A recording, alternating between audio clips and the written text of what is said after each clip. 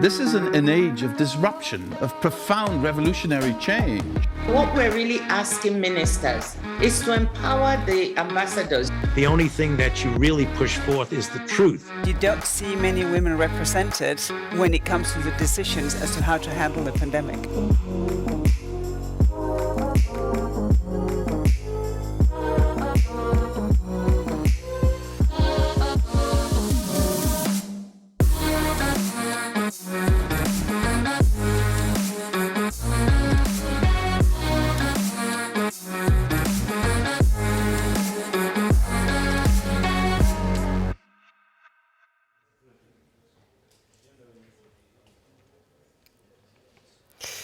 Good afternoon, I'm Leonie Cater and I'm a sustainability reporter for Politico Europe. Thanks very much for being with us today.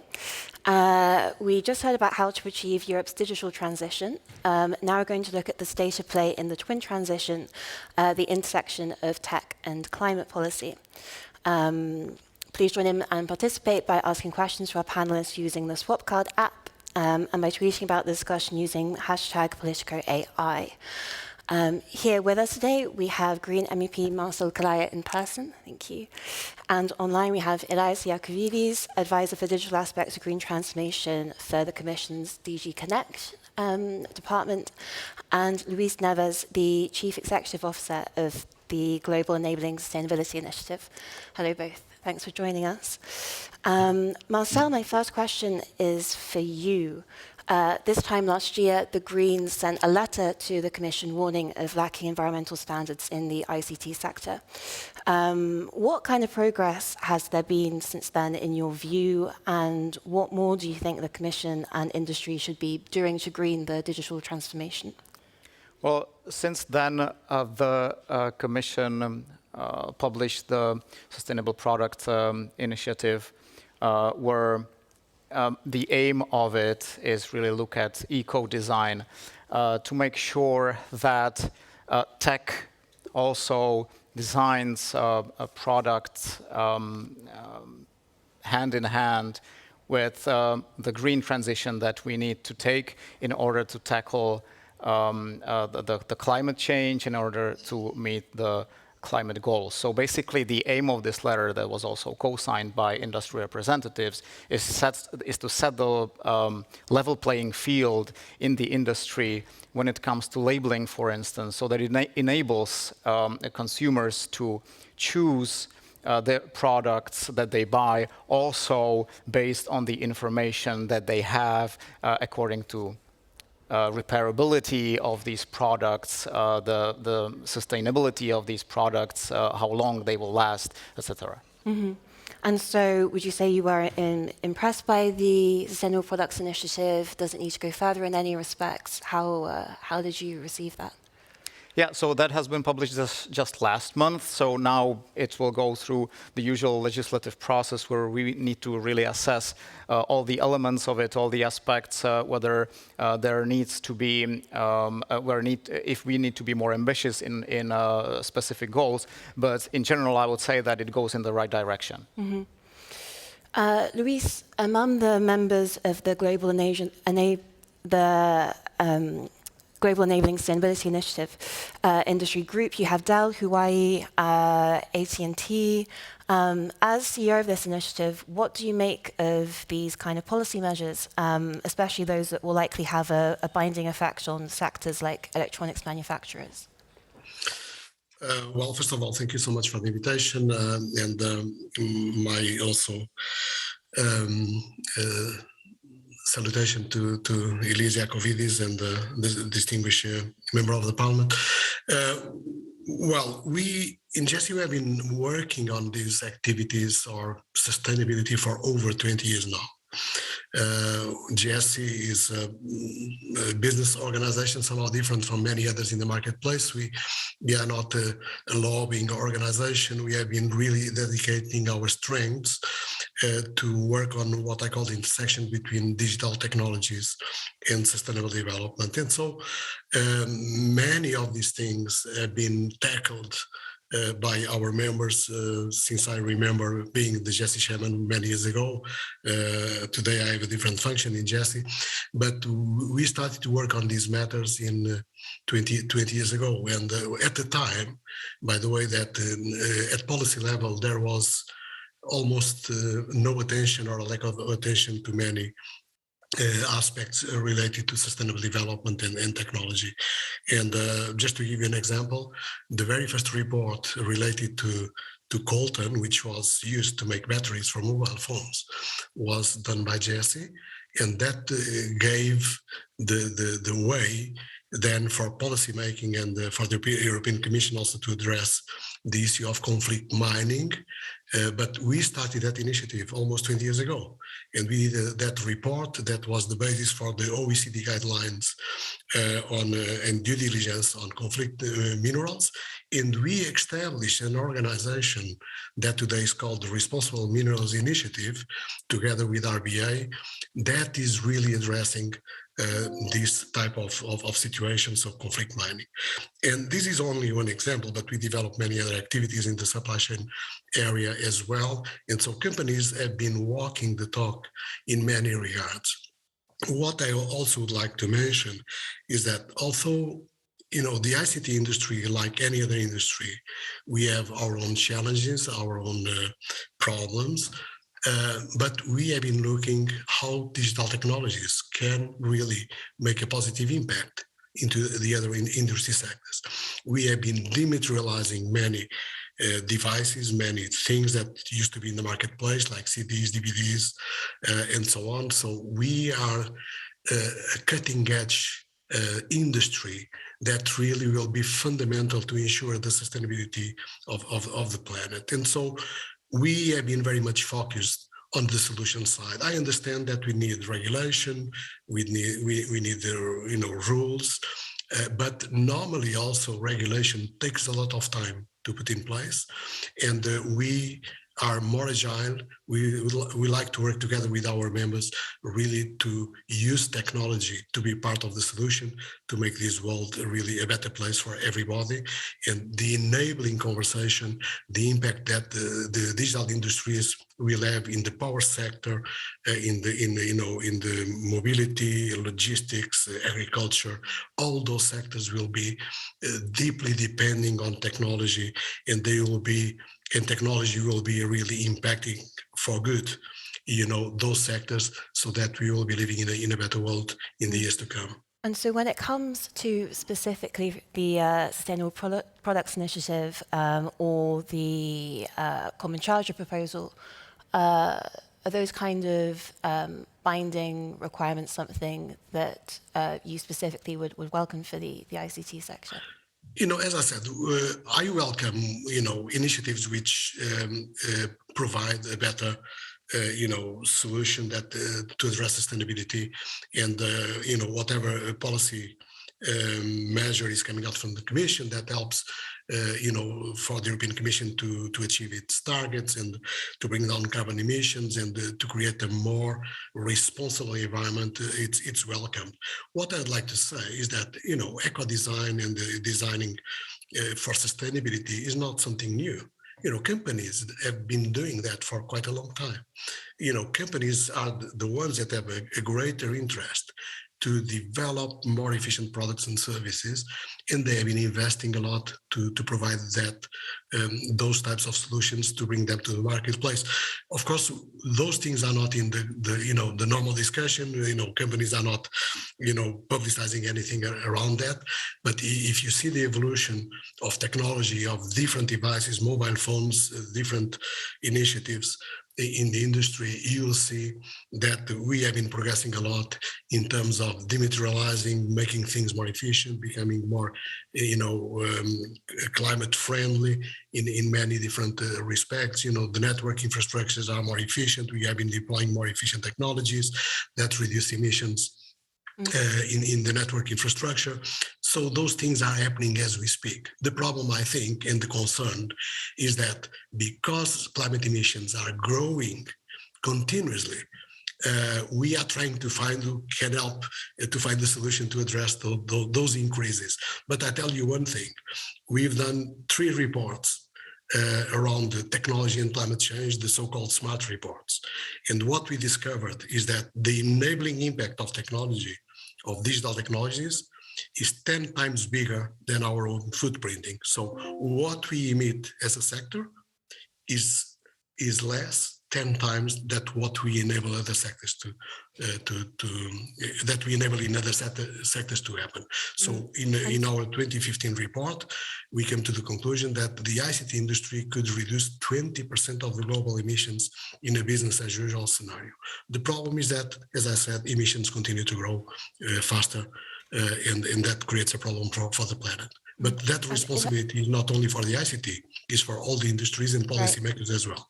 I'm just going to bring in Ilias for your take on this. What do you make of what we've heard from Marcel and Louise up to this point?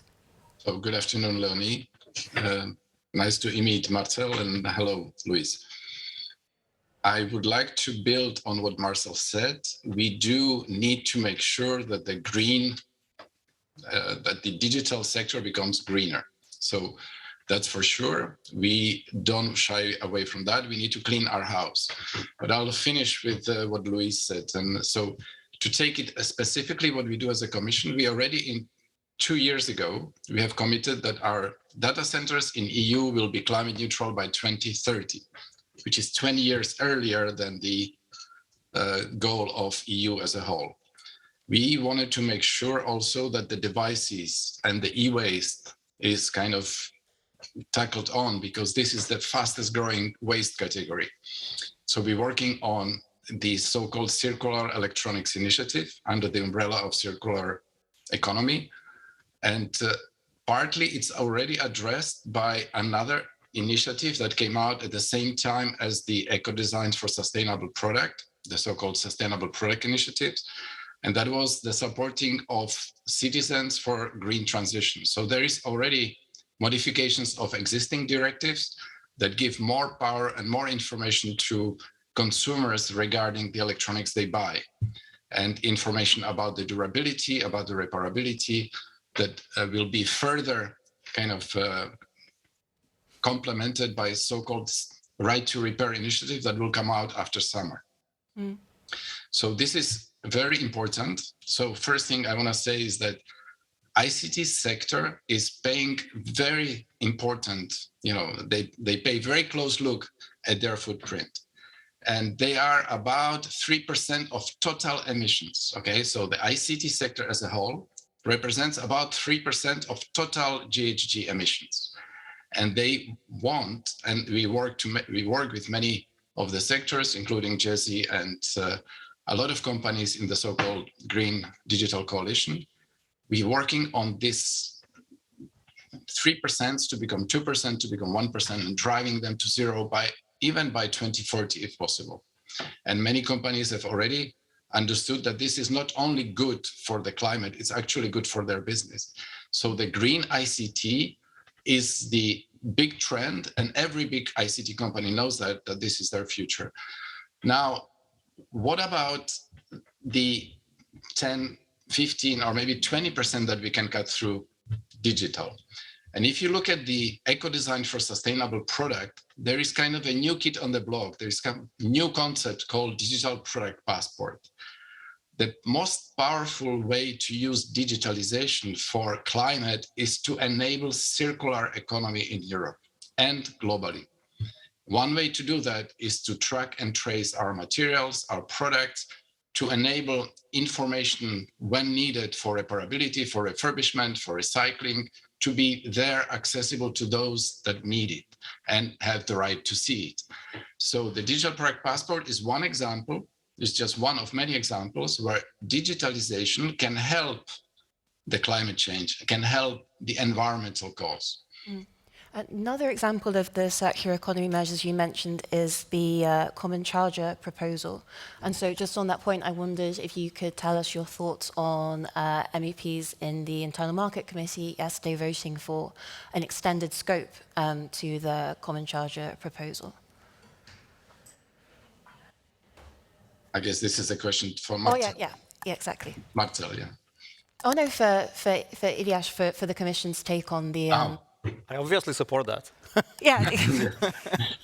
Yeah, I mean, this is actually my colleagues that are working with that. We support anything that would actually make an equal level playing field and have documented and kind of have evidence for cutting waste that is there associated with chargers and devices that need to be multiplying over because of the lack of standards or lack of interoperability. So for that, at the moment, I cannot say more than that because it's progress. It's progressing as we talk. Yeah. May I say something about this, if you allow me? Yes, of course. Yeah, but, what strikes me is that this conversation about the common charger, it's an old conversation, by the way. So the Commission is too late, and from a policy standpoint, all of this is too late. So GRC did a report on a common charger and made a proposal to the ITU, the International Telecommunications Union, for the adoption of a common charger for mobile phones. That was done by the industry, by the way. We came to that conclusion. We did the study, we did the report, and we made the proposal for that to be advanced. And so my question is, why does it take so much time to get these things done? So it's so clear that that's necessary, not only for mobile phones, but also for the plugs, from the different plugs that you use when you move around the world. You have so different types of plugs. So why don't we have a common plug? You have, if you go to Switzerland, you have 3 plugs. If you go to the UK, you have the plugs which are not round. If you are in Europe, you have 3 which are round. So why don't we have those things standardized, which is pretty, from my perspective, should be pretty simple to be done if there is a political will to be done. From an industry perspective, that's more than welcome. And Marcel, what would you say to Luis's comments? Yeah, I mean, the Parliament has been calling for a common charger for a while already. Well, this is my first term as an MEP, but I remember that even in the beginning of the term, we had links to the common charger in the texts that were at the plenary level that were even related to something else. So this is important for the Parliament for a long time already. And I believe this is important also for the citizens. 11,000 of tons waste is produced just by unwanted chargers and chargers that are disposed. So it is really important that we have this. I'm really glad that the Parliament took a very ambitious position on the common charger, and I hope that in the upcoming trilogue we'll be able to come really to a very good, ambitious final text, and that this will work very soon for not only sustainability and the planet, but also for the citizens that would not have to buy, a charger with every device, because now if the charger is going to be identical, they could easily buy a device without a charger, and therefore lowering the price of the devices. We're also expecting some further right to repair measures from the Commission in the coming months. What are you hoping from those measures, and how would you want them to complement any kind of common charger proposal? So one thing that I already mentioned is labeling, so that manufacturers would have to mandatorily label their products, have a repair score so that consumers can also make their choice based on such information. Also, then mandatory, let's say, design of the product in a way that it can be repairable, that there are no burdens to have that repaired by an independent repairer, that documentation is available, that the life cycle of the product is long enough so that you don't have to dispose your device, which otherwise perfectly works, but no longer receives security updates, and therefore the consumer disposes it because they don't want to be under a security threat. So that would be some of the examples of what we need to achieve. Ilias, is that the kind of thing that we can expect from the right to repair proposals Yes. coming up? You need to understand that the right to repair is kind of a nice bow. It's kind of an emballage of several initiatives that are taking place, maybe from different parts in the Commission. So first of all, it's about the design. It has to be designed having durability and circularity in mind. And that's why the current framework of eco-design is already tackling mobile phones, laptops, and tablets.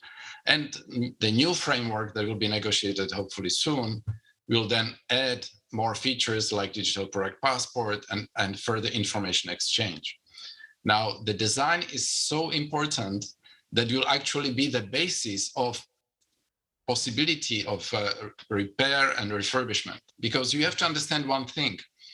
In electronics, especially in electronics like mobile phones, it's all about durability and long life, because the recycling of those miniature components is very costly, and still we are not yet there. I mean, less than 20% of electronics is being recycled, and there is a reason for it.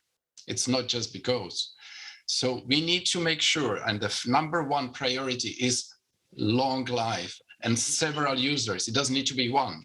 We have had Eurobarometer in 2020, and people happily would keep a mobile phone for 5 years.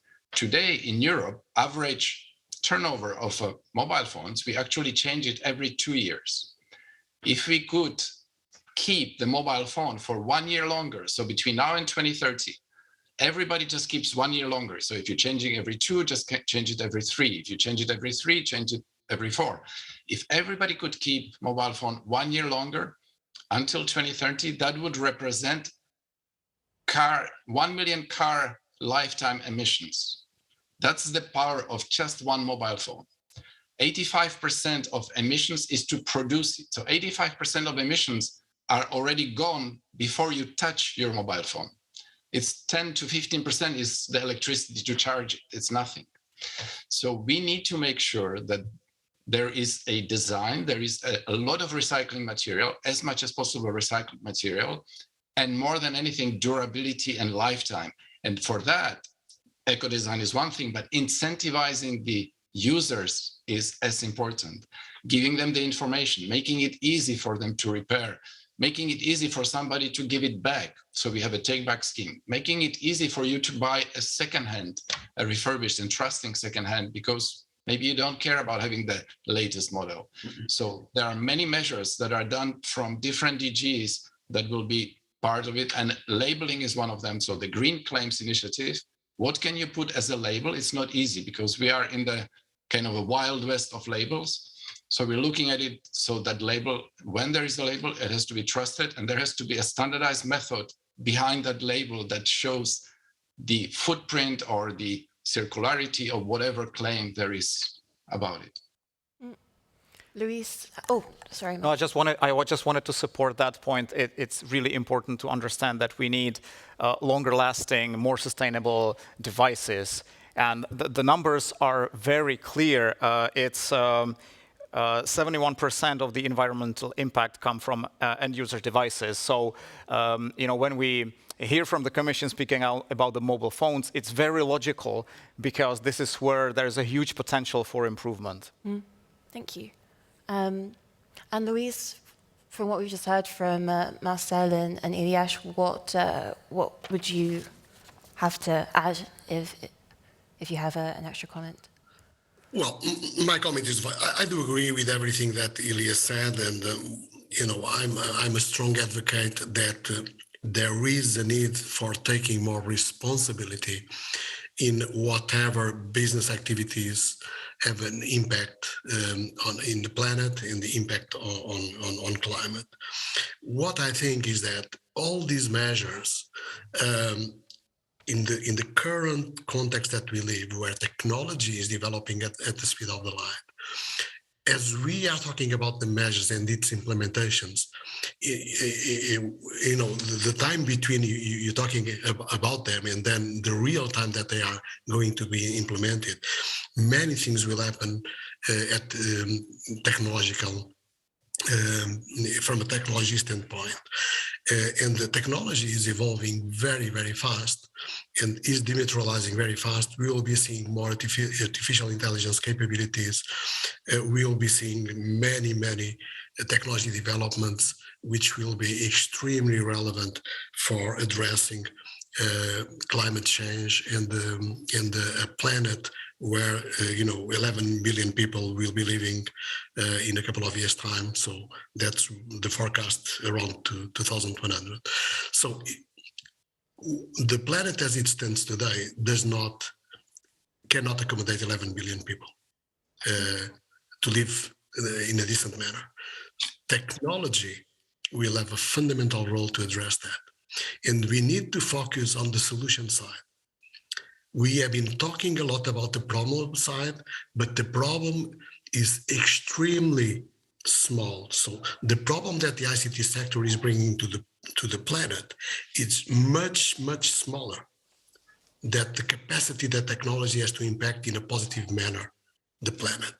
And so we need to look, how can we deploy more efficient technologies, more capabilities, more digital solutions that really contribute to the other industry sectors that are more and more related with the digital world to become more efficient and to address their own emissions and to bring down their own emissions.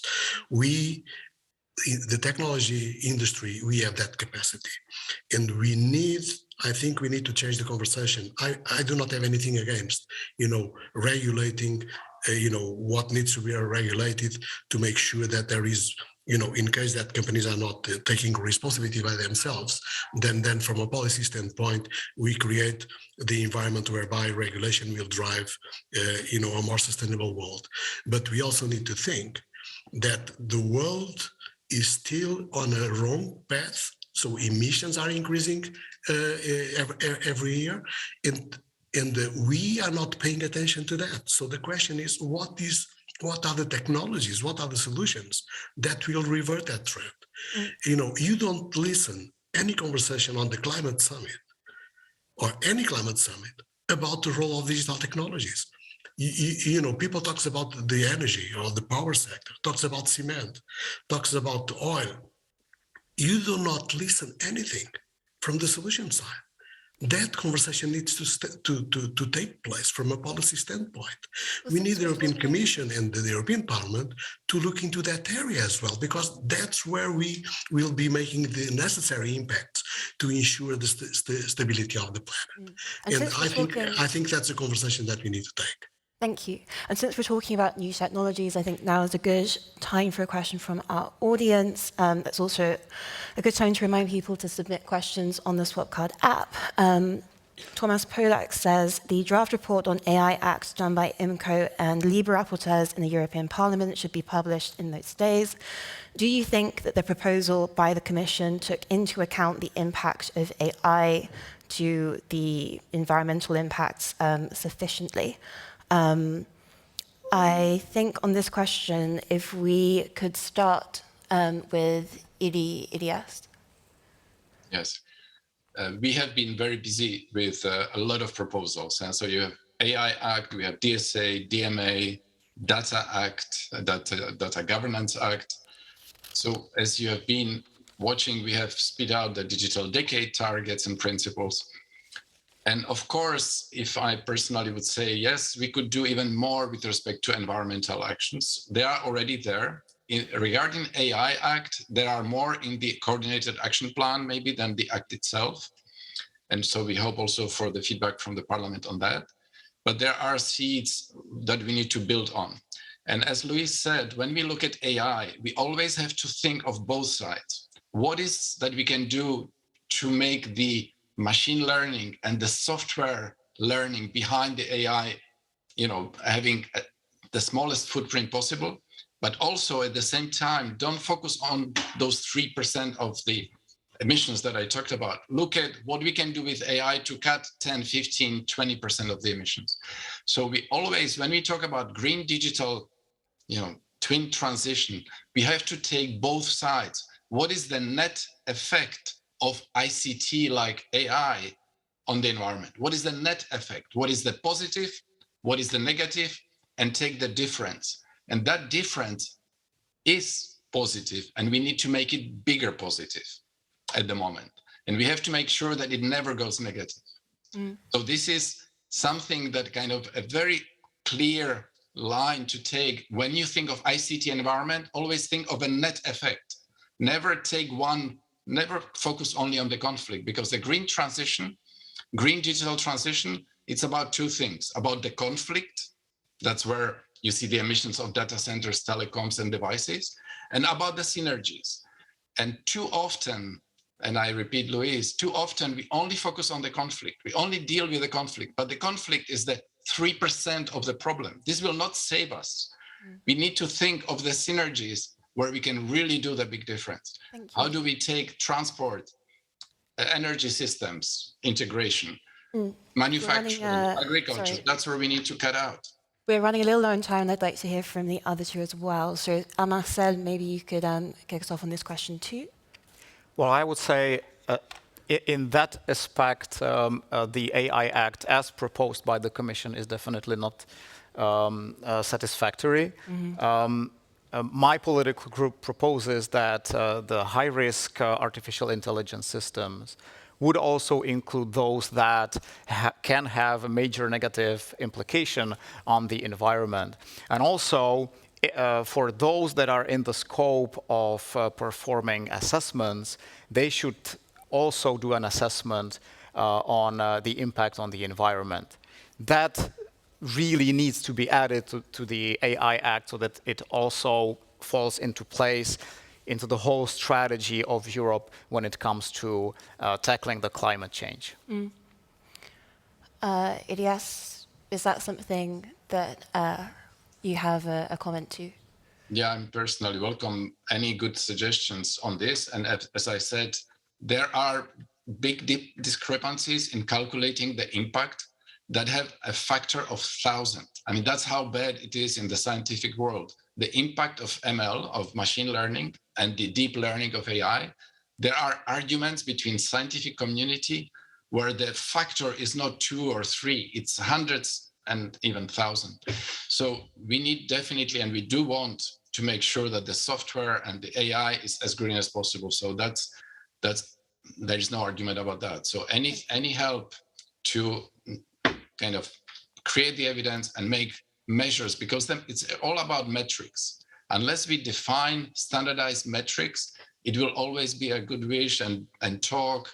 So we need to, together with the target, also make sure that we quickly go to the metrics and the metrics of net effects. And that's something that we work under the European Green Digital Coalition, and the project that I put in the, I don't know if the chat people can see the links. And Jesse is actually our leader in the consortium leading this Green Digital Coalition, so Luis knows what I'm talking about. But I will welcome maybe having a discussion with Marcel and his colleagues on this. Yes. Great. And quickly then from Luis to conclude on the same question then. To be honest, I've not been very much involved in that conversation, so I do not have a very strong opinion. I'd like to reiterate what Ilias said. We need, standard metrics. We need to make sure that we have something that is credible. So we end up with this conversation. Jesse is very much engaged with the European Green Digital Coalition to adopt a methodology that really helps us, on one side, to understand the footprint of the industry, and on the other side, to understand the enabling impact that digital technologies will be having in other industry sectors, which I've already mentioned. And then we came to the conclusion, where is the delta? So what is the positive or eventually negative, which I do not believe, but we will see what is the impact of that difference. So we need that standard in place. We are working steadily on that. Although I must say, once we arrive to our final conclusion, and this will be a process very transparent, very engaging, where we inviting critical voices to emit their opinions in the work that we are developing. But we'll come at the end and we will see always people saying, no, this is not right, this is not correct. And so the conversation will continue. So therefore, my conclusion is the following: let's focus on the solution. I'm really sorry. We're going to have to end now. We're running out of time, but really very interesting conversation from all three of you. Really appreciate you all joining us in person and online. We're now going to head to a short networking break for 20 minutes, and then we'll have the next panel on the Digital Markets Act. We'll be looking at the question, between innovation and mergers, where does Europe's tech industry stand? Led by my colleague Samuel Stolten.